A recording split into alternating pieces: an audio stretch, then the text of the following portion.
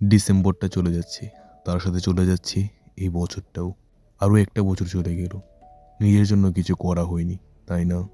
লোকে কি বলবে, সে কিসে খুশি, তার জন্য আরও অপেক্ষা করব। আদৌ কি এই কথাগুলো অপর প্রান্তের মানুষরা মূল্য দেয়?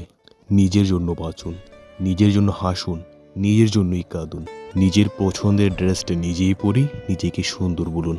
আমি বলছি না স্বার্থপর হতে, আমি বলতে চাচ্ছি আত্মকেন্দ্রিক হতে। আমি বলতে চাচ্ছি যে আপনার ভালো লাগা আর আপনার খারাপ লাগাটা আপনার নিজেকে কেন্দ্র করেই হোক, এতে কষ্ট কম পাবেন। আমরা অধিকাংশ ক্ষেত্রেই অন্যের কাছ থেকে সম্মান আর ভালো ব্যবহার আশা করি। পেলে তো খুশি হই, আর না পেলে হয় দুঃখ। অন্য কেউ আপনাকে সম্মান করবে বা ভালো রাখবে সেটা হলো পরের কথা।